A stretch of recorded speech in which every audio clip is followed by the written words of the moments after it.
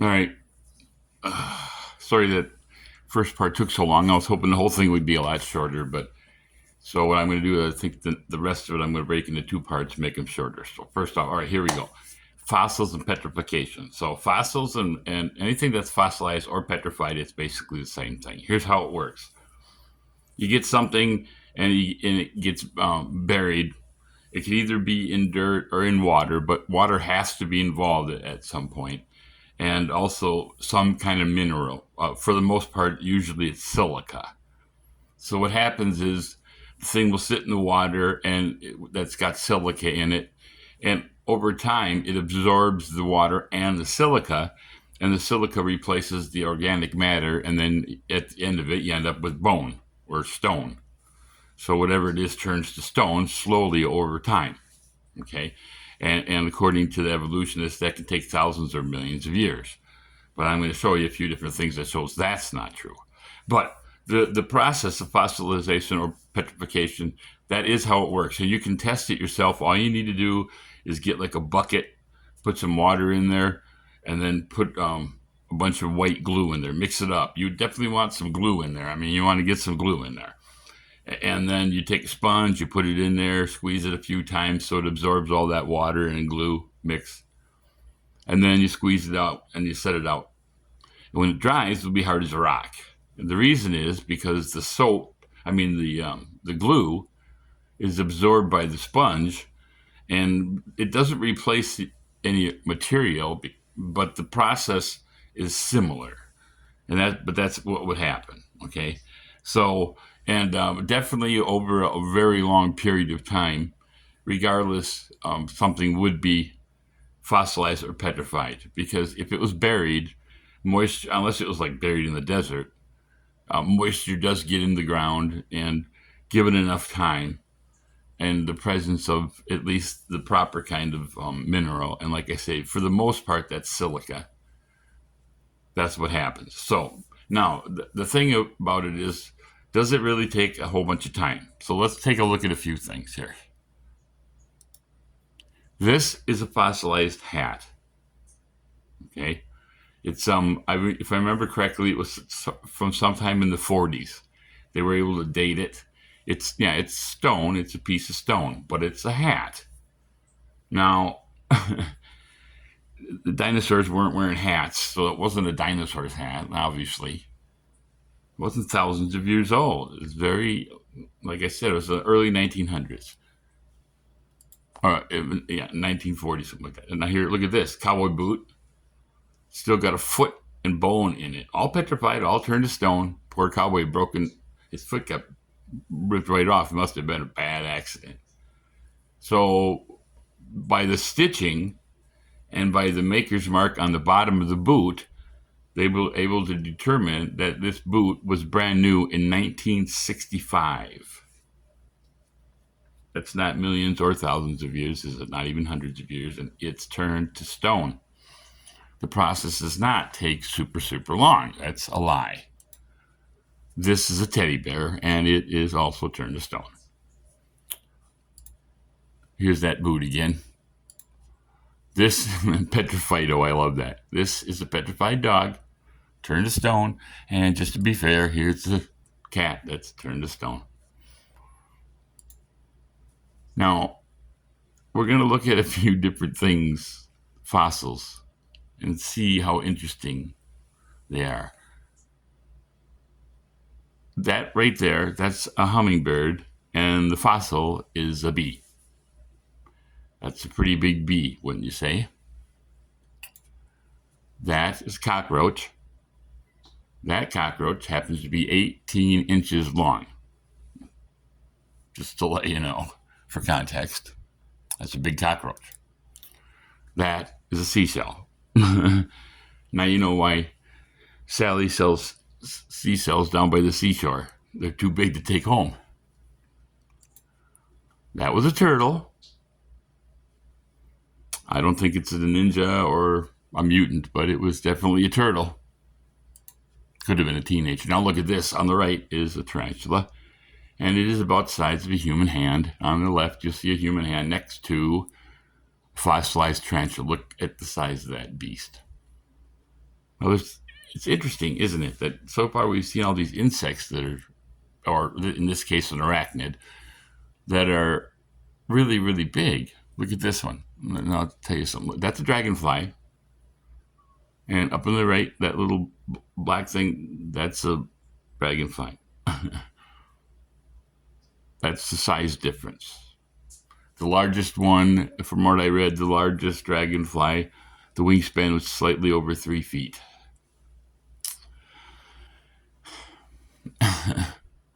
Now, here's the deal. In order for insects to breathe, they don't breathe the way that you and I do. They breathe through their skin. So their size is limited to how much oxygen they can take in the surface area. Okay? But there's a few other things too. And it's a kind of an interesting mathematical formula. If you want, you can check into it. But the bottom line is the only way these insects could have been this big is if the air pressure on Earth at one time was a lot higher than it is now. Quite a bit higher. Like, I think almost double, if I remember correctly. Now, that's interesting because they definitely existed. They were definitely really, really big. There's no other way to explain it. Now, look at the size of this salamander. It's over 6 feet. You can hold a salamander in your hand. I used to, when I was a kid, we used to get them under the pond when the pond overflowed. So what's the deal with all these big things? Why everything's so big? Well, we're going to talk about something interesting. All over the world, there are a few different things that we call myths that are shared by all different civilizations throughout time. Two civilizations that had never had any interaction whatsoever shared the same stories about giants, dragons, little people, and a flood. All groups of people throughout history have those four things in common. And when I mean a flood, I'm talking about a worldwide devastation. There are 295 or 97 different ethnic groups, with stories about a flood. Okay? Now, if a flood happened, that's what you would expect, isn't it? Now, again, most of them have giants and dragons, and the descriptions of the dragons vary, but not by a great deal. And the giants are either really, really, really giant, or medium giant, or lightweight giant, or you'll see what I'm talking about. Anyway, all right, so the thing about it is, if giants and dragons and stuff are a myth, then there should be no physical evidence of their existence. However, if we find physical evidence of their existence, then we realize, no, they're not a myth, and something's being covered up. Somebody's lying somewhere. Okay? So let's take a look at what the reality is. That's a foot. Doesn't look like any big deal. It's 18 inches long, which is a big foot. No, 18 inches long. Now, they said, well, it was carved, so I don't know how well you can see it, but there are little lines in it. And those little lines are where they cut it. And they looked at it, a cross-section of the rock, in different places. In every one of the places, it was clear by the compression marks inside the rock itself that no, that was caused by someone who had stepped down on some mud which had hardened into rock. There's no doubt about it. It wasn't carved. It was real. And like I said, this is a vetted piece of rock. Okay. Everything that you see is real, genuine, and everything has been vetted. Now, there you see on the left a really big footprint in rock, and then a regular size footprint. And then you see on the right a 17-inch footprint in rock. Up on top there, you see a jaw that's 6.5 inches wide. That's big enough to put your whole head in his mouth. Look at the size of the foot that left that mark. It's a piece of fossil and rock. It's history. So Mobil and all those other petroleum companies, they have places where they dig and stuff, and they have to have archaeologists and not archaeologists, geologists with them. I don't remember which one it is. Anyway, so sometimes they do these things, but they get rid of them, and there you go. That was a big one. It looks like, I think it was like 14 feet. Here, both of these bones are from a person approximately 14 feet tall. That is a femur that guy is holding, and that guy on top is standing next to. They're not the same one. Okay. Now that is a thumb bone, as you can see, and that's just this part of your thumb, this part right here, not even this tip part, just the one in the middle. And you can see the comparison. That was a big dude. So this photograph published in a Strand magazine in 1895. He was 14 feet tall. Starting to see a pattern here. So in the rock, that's the human skull. And the other one, of course, is now a standard size skull. Quite a bit of difference in those two as well. This is one of my favorite, leftovers or whatever, fossils or what. Look at that. That's a huge foot. And the way is, I don't believe that rock was tilted. Some rock was at one time laying horizontally, and through geologic pressure and stuff like that, it gets flipped up sideways. I don't think that's the case here. I don't know what it is, but I think this is actually just a rock that's on the ground, which means it was soft, and some big dude thought it would be funny to kick it. I think it's hilarious. And yes, it's real. So these are some remains that have been documented throughout history. On the bottom left is a 6-foot person. The third one over, the 8'6" one, that's Maximus. He was actually one of the Caesars in Rome. Next to him was Goliath at 10'6", and the next to him would be Og, and he was the king of Bashan. There's some records of him. He had a bed that was like 18 feet long. So there you got some other things. If you want to read it on the bottom, you can. And then here, the last one here, the Carthaginians. So altogether, they actually discovered 3, okay? And 2 of them, 36. I think the other one was 34 or 32 feet. But the interesting thing about it is on this thing that I read, it said basically that the comparison of the skull given in the record by the Carthaginians would now be comparable to a VW bug. I think that's hilarious. That was a big dude, 36 feet tall. That or the guy below him is probably the size of a guy that made that footprint in the rock. So here we're going to jump. This is the map where giant remains have been found just in the United States. I bet you didn't know that. So living in Minnesota, you may remember when we were younger, there was this big brouhaha about the mounds. And the Indian dudes were all, I can't remember that guy, Joseph or something. I don't remember the guy's name now, but he was in the news all the time. Anyway, the reason they did it is because every time they were digging them, they would dig down and they'd find this stuff, and then there was a layer underneath it, and underneath it they would find these giant skeletons. On average, I think it's between 9 and 14 feet. So eventually they stopped. A bunch of them went to the Smithsonian. The Smithsonian got rid of them, as testified by 2 different people that worked there. Now, the next couple of pictures, I haven't done a lot of vetting on them. The place that I have gotten these from, they've obviously done their research and stuff like that. So I'm, at this point, kind of trusting their vetting, but I'm just telling you, I haven't done any extra on them yet. So you can see couple of big dudes there. Here you can see again, there's one back there. There's one right here. This guy's sitting on something. Here's a guy here.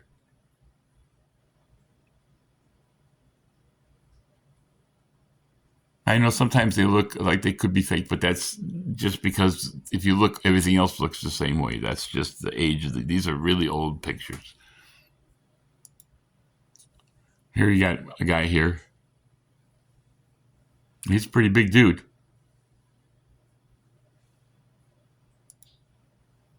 There's another one. There's one back here.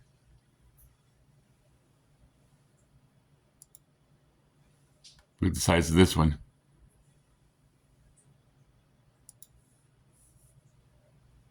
Here's a painting. I mean, why would they do that? That's just strange. Here, another one.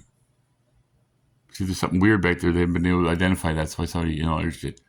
But no extra effort, and if you look at all the grain and stuff like that, just right within it, it's part of the picture. Here again, here's one a lot bigger, a woman. So those are old, but how about something different? This is actually their snap. This is a capture from a video. You should see the video with this dude walking along. It's freaking crazy. Look at the size of that guy. This isn't fake. This is real. You can watch him walking. This is from World War II. Look at the size of that guy.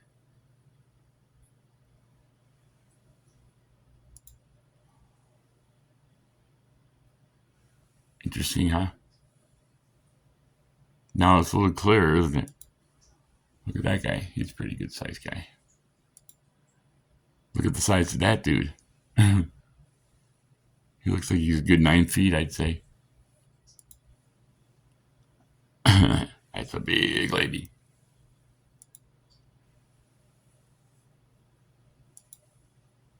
Are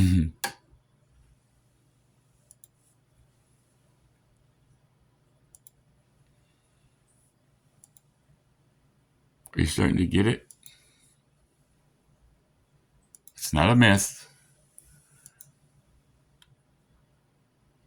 People, they'll say, well, when they're big like that, they have this gigantism, this disease. First off, I don't think it's a disease. And I think it's a leftover remnant. And so it's been mutated to the point where people who have it in their DNA, when it shows up sort of wacky. But obviously not all. Look, that guy's totally healthy. He's in the freaking army. Okay? So you've been lied to about giants. They really did exist. Not that long ago either. And then they just sort of disappeared. No. There's some theories about that.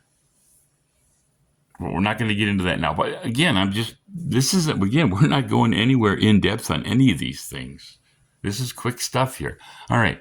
So if you look there, that's a dinosaur on the left. And if you look on the right, that's a drawing on some rock in the desert. And I think it's Arizona.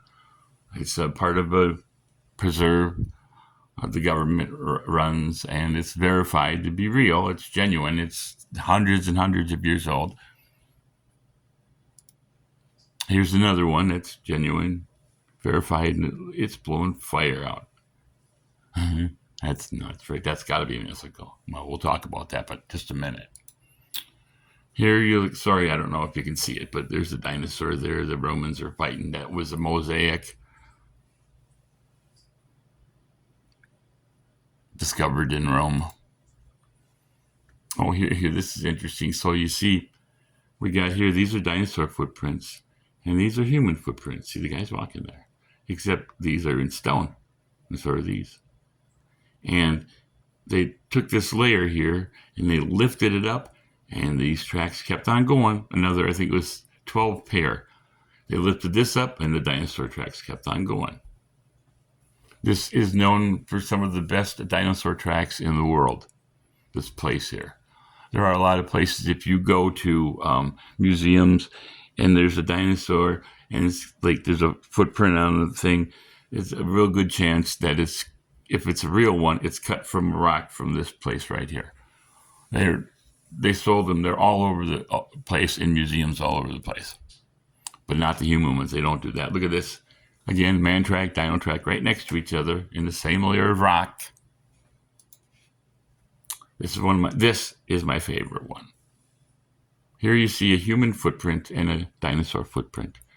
And if you look closely, you'll see that the human footprint was there first. Okay, if you've ever been to the beach, because this is sand, right? At one time, a mud sand thing before it turned to rock. That's how the footprints got left there. And if you've ever done it, you know when you step down, a mound of it will go in front of your toes, right? Especially your big toe, because that's what you land most of your pressure on your toe. It pushes a little bit of dirt up.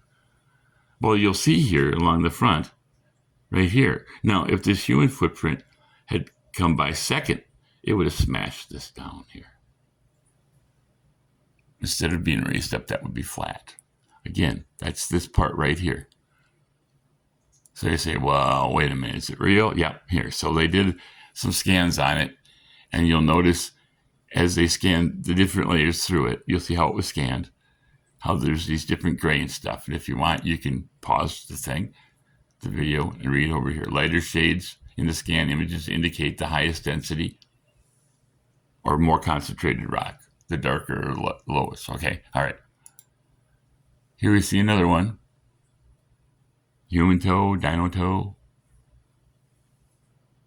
See this? The rock has following contours of the footprint. Got it? That means this was mud. It got stepped in, then it turned to rock. And this was frozen in time, demonstrating that this was real and not carved. Carved, this would be all chopped up, and this here wouldn't exist. Here you see it from the top. Again, that ridge, that would all be gone, but it's not. The dinosaur there was after the human.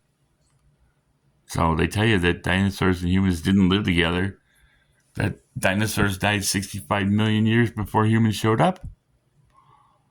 Well, that's kind of interesting, isn't it? Starting to look like maybe Flintstones were a lot closer to the truth than anybody wants to admit. Here we see these are all the different layers in the rocks, and every one of them has, again, human remains and artifacts in them. Every single layer. On the bottom, that's Cambrian. That layer, there's what's called the Cambrian explosion. If you want to do in depth, I can, but that's all the layers, okay?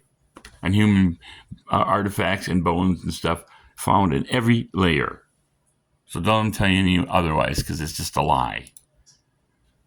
I love these. And these, again, it's verified they're old. Well before they should know anything about dinosaurs.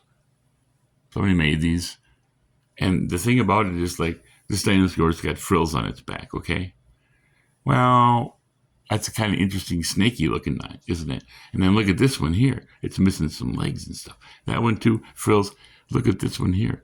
It's got this one here. It's got but on its back, like it scales. And this one looks like it ate something. Okay, they were found, and there's a whole bunch of them.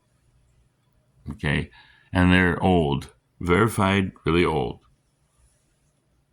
So somebody saw these things living. They put them in postures that we know they would have been in now, having studied their bones.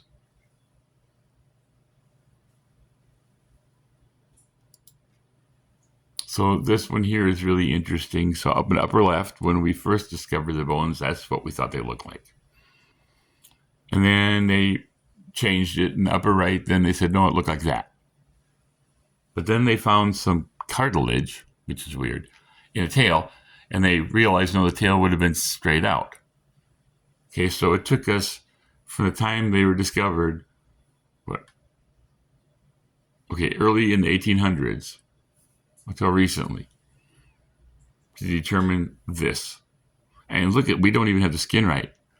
Look at this one here. The reason we know that's right is because we now have discovered fossilized skin, and yeah, it was scaly and stuff. It looked just like that. So they had it right from the beginning, okay? These people saw these things alive. They interacted with them. Look, see? Okay, so this one here up in the top, now that's not like that snaky one. That's more like what we would call a brontosaur, and it's got those ridges on top. And only within the last few years have we discovered excuse me, discovered that that's the truth. There's no bone in them. So for the most part, when we found bones, no soft tissue, but they actually found a spot. They found one with ridges on it. Okay, so now we know they did have ridges, and this guy, whoever made that, he knew it too. Except he lived, over 1,000 years ago, almost 2,000 years ago. And there's one he's riding, Triceratops. That's an interesting thing, interacting with it. Here in Egypt, obviously they'd seen a plesiosaur. And when that's not a double cut, that's a smooth, clean cut. Upper left corner, handprint. It's in what's called Cretaceous rock. Cretaceous would be the same rock that all the dinosaur bones are found in. That's not a dinosaur print, that's a human footprint. Okay, down at the bottom, we see there in Permian rock, a human footprint. Here is the foot of a sandal. Is found in the Cambrian layer. I believe it was Cambrian. Yeah.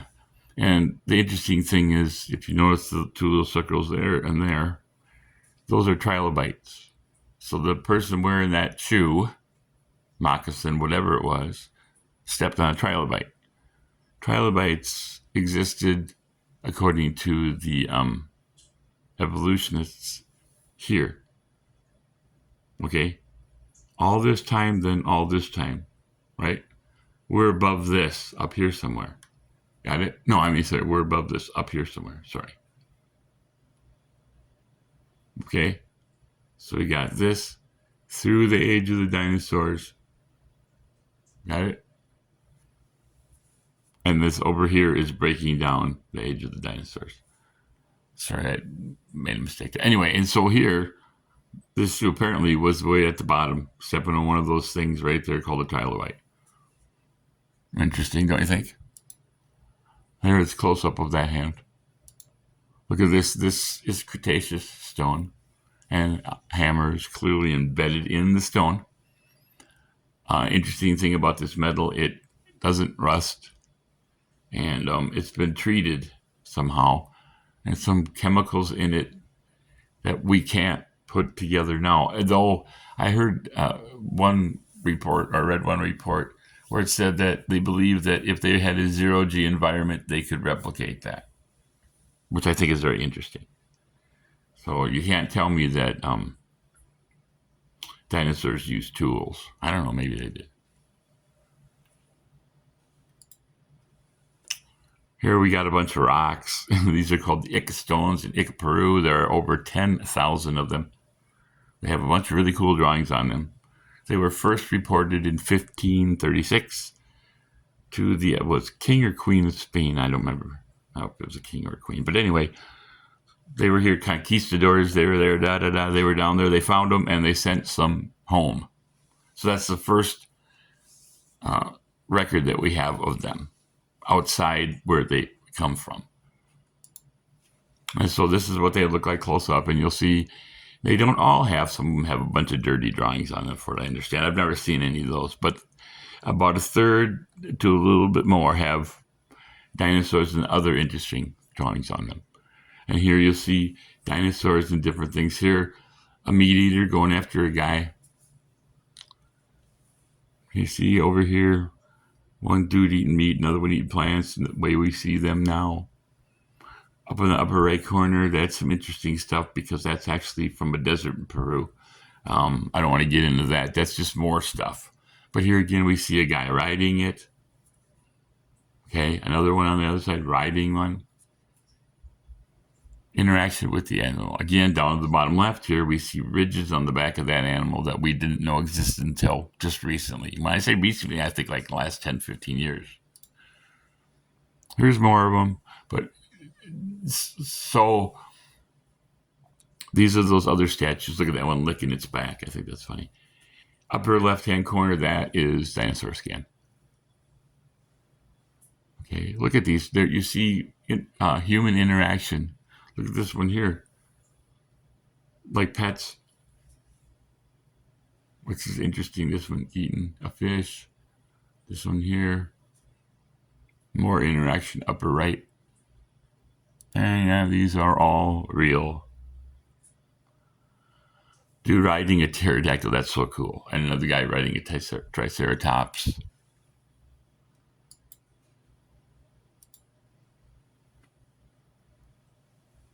More of them here. Biggest one, from what I understand, the biggest one is supposed to be like the size of a refrigerator or something like that.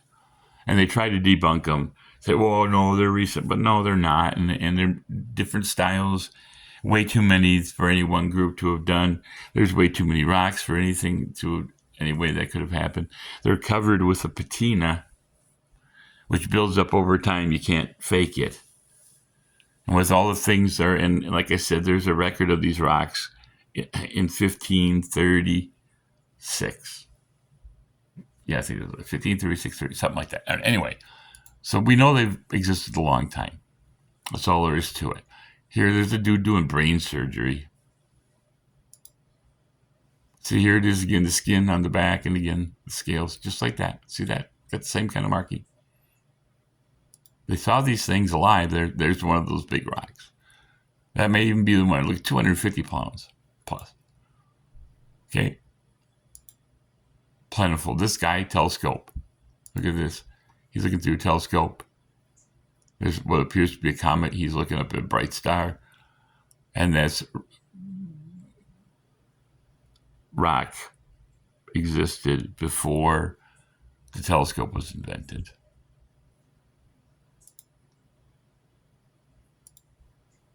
There's a heart, very detailed imaging of the heart.